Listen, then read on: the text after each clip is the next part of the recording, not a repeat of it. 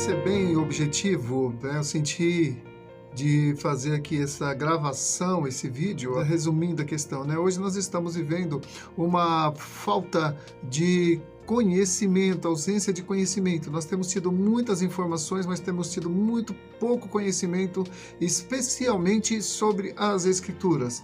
Tenho ouvido muitas pessoas falarem que crente não deve se envolver em política, que a igreja e política não se misturam e muitas coisas assim. Enfim, as pessoas, muitas delas não se envolvem com política e depois acabam sendo governadas por políticos que não as representam lá nos três poderes. Bom, gente, olha só, como nós somos um país democrático, então nós temos o direito, e não só o direito, nós temos o dever de votar. Tá? Porque as pessoas que vão nos governar, elas terão nosso voto, elas serão eleitas por nós, então cabe a nós a responsabilidade de votar. Isso porque nós somos um país democrático e por ser um país democrático, então faz pesar sobre nós a responsabilidade, tá? Se fosse uma monarquia, se fosse um império, aí não estava dentro da nossa alçada eleger um imperador, né?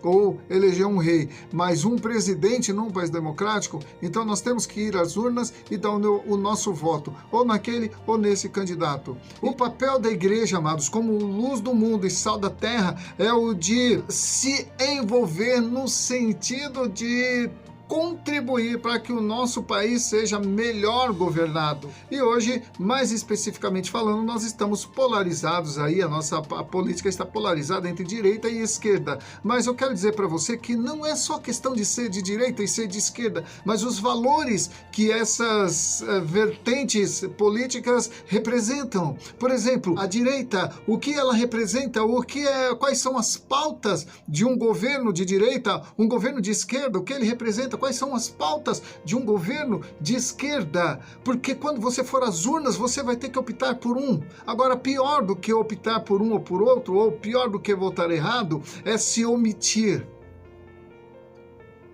Tem um ditado que diz que quem se cala consente. E eu vou mais longe ainda, quem se cala se torna cúmplice. Então, você que não votou no primeiro turno, porque achou que não deveria se envolver, porque todo político é ladrão, todo político é corrupto, eu já ouvi muito essa história. Mas, amados, não existe aquele que é perfeito, né? A não ser que fosse próprio Jesus Cristo que estivesse aqui concorrendo às eleições. Mas, enfim, amados, a Bíblia, ela fala de política sim, e ela fala muito mais de política do que você imagina. Eu quero tomar como base aqui o profeta Daniel. Mesmo que a forma de governo daquela época fosse o reinado, né, a monarquia, mas havia uma questão espiritual ou questões espirituais envolvidas em toda a política reinante na época de Daniel. Olha só. Daniel, ele escreve o seu livro dentro de um contexto de exílio, né? O povo de Israel estava na Babilônia porque o governante de Israel se colocou contra Deus e se rendeu aos ídolos e tudo mais. Talvez você conheça melhor do que eu a história. E Deus, então, permitiu que a Babilônia, uma nação ímpia, uma nação pagã, então se colocasse como líder sobre o povo de Israel, ou falando numa linguagem mais clara, levou todo o povo de Israel para a Babilônia e lá eles se tornaram reféns, eles tiveram que se submeter às ordens, à cultura e ao modo de vida da Babilônia. Isso porque eles desobedeceram a Deus. Eles tiveram então que ser regidos pela lei babilônica, dos babilônicos. Mas eu quero chamar a tua atenção para uma situação em especial.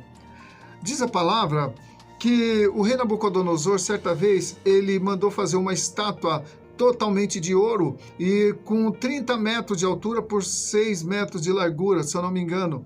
E ele então convocou toda a população, todos os povos que ele havia conquistado, incluindo o Israel, e ele ordenou, ele não pediu, não solicitou e não fez uma sugestão, não sugeriu. Ele ordenou que ao som da música, do trio elétrico daquela época, todo ser humano se prostrasse diante da estátua.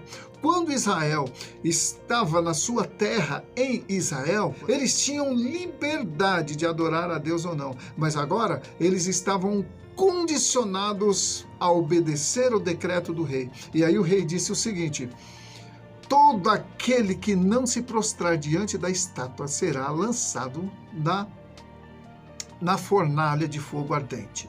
Ou seja, havia um Deus que o rei queria que todos os povos adorassem. Parece mais ou menos o que a gente está vivendo hoje, né? Só que com outra maquiagem, né? Uma espécie de socialismo universal, porque todos os povos, não era só judeu que ia adorar a imagem, não. Todos os povos que estavam sob o domínio da Babilônia, eles tinham que se curvar. Não importa quem eram os seus deuses, não importa qual era a sua religião, não importa qual era a sua vertente política, no momento em que se tocasse as músicas, então todo mundo tinha que se prostrar diante da estátua. Nós estamos vivendo, amados, uma situação que não é parecida, mas é similar. Vamos dizer, que dá para a gente comparar. Porque o comunismo é isso. É todo mundo se render a uma única forma de pensar, a uma única forma de crer, e todo mundo fazendo a mesma coisa e todo mundo tendo a mesma coisa. Amados, você sabe qual é o único lugar em que o comunismo funciona perfeitamente? Onde o socialismo funciona perfeitamente, é na cadeia, é na prisão, onde todo mundo veste a mesma roupa, né? Cada um tem a sua cela que é tudo igual, e todo mundo come a mesma comida, e todo mundo passa pelo mesmo processo. Então, ali há um comunismo nas prisões. E o que estão querendo fazer da nossa nação uma grande prisão, e por tempo indeterminado. E nós estamos, então, amado, às vésperas de eleições que vão definir o futuro da nossa nação. Ou nos tornaremos uma nação comunista e ficaremos presos a uma condição, estaremos reféns, presos dentro de uma gigantesca penitenciária chamada Brasil, ou então nos libertaremos de vez dessa prisão. Voltando aqui à questão religiosa ali do povo de Israel na Babilônia, eles não aprenderam a adorar outros deuses. A Torá, que era o livro de devoção dos judeus, eles só tinham permissão de adorar a Deus, eles não podiam se prostrar diante de imagem, de escultura, nenhum tipo de imagem. Mas agora todos eles estavam diante de uma imagem de ouro de mais ou menos 30 metros de altura, ou seja, podia se ver de muito longe essa imagem totalmente de ouro. E aquele que não se rendesse, não se prostrasse àquela imagem, seria morto. A gente vê, amados, que até na Bíblia tem casos de ditaduras que a gente pode aprender com elas. Agora, no caso da Babilônia, eles não tinham outro jeito, não havia democracia ali, né? Era um império, era um reinado e tudo, né? Mas aqui no Brasil nós temos o direito de votar, de escolher quem serão os nossos governantes. Ocorre, meus amados, que muitas vezes nós recebemos notícias distorcidas, nós recebemos informações distorcidas dos candidatos e há muita mentira rolando nesse negócio e a gente não vai atrás da verdade. Eu costumo dizer que você não precisa ir atrás da mentira, ela vem até você. Você não precisa correr atrás da mentira. A mentira chega até você sem você querer. Agora, você precisa ir atrás da verdade aqui, porque a verdade sim você precisa correr atrás dela. Né? E nós preferimos muitas vezes estar ali bebendo, absorvendo da mentira trazidas a nós pelas redes de televisão, né, pela imprensa, tá? E não vamos atrás da verdade, porque muitas vezes a verdade ela parece ser mais difícil de encontrar. E tem muita gente que por conta disso acaba se desestimulando, perdendo a vontade, né, de votar, falando, não, é tudo a mesma coisa, todo político é ladrão, todo político é corrupto e tudo mais e tal. Ô, amados, você está descrevendo o ser humano e você é igualzinho. Eu sou assim também. Depois da queda do homem, nós nos tornamos corruptos, nós fomos corrompidos pelo pecado. Agora, é claro, tem uns que são menos pecadores do que os outros, né? Isso é fato, tá? Então, talvez você seja menos pecador do que eu, talvez você seja menos pecador do que outras pessoas. Agora nós temos dois candidatos à presidência da República, que os dois são pecadores, mas você tem que eleger um dos dois para ser o presidente, porque um deles vai acabar sendo presidente. E aí você tem qual é mais pecador do que o outro, qual tem mais débito com a justiça, com o passado, o currículo de cada um deles. E isso nós devemos pesquisar, tá?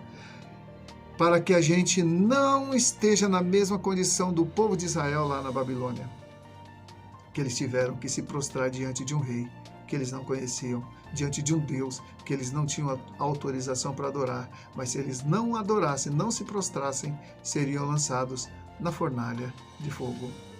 Mas olha só, amados, teve 3 pessoas ali, Ananias, Misael e Azarias, mais conhecidos, né, como Sadraque, Mesaque e Abednego, que se recusaram a se prostrar diante do rei. Olha só, eram 3 contra o resto. Eles decidiram, aqueles 3 decidiram não se prostrar diante da imagem. Não, mas havia um decreto, havia toda uma legislação e havia uma penalidade para quem não se curvasse diante do rei. Mas aqueles 3 únicos homens não se prostraram diante do decreto do rei. Por uma única razão. Eles tinham uma forte convicção do Deus em quem eles criam. Eles haviam perdido, talvez, seus pais, seus parentes, viram sua cidade, Jerusalém, ser totalmente destruída, o templo ser totalmente destruído, mas não conseguiram destruir a fé daqueles 3, Ananias, Misael e Azarias. Agora eu quero pegar esses 3 para colocá-los como exemplo para mim e para você. Amado, o problema não é se você está do lado da maioria ou se você está do lado da minoria. O problema é se você está do lado certo ou está do lado errado.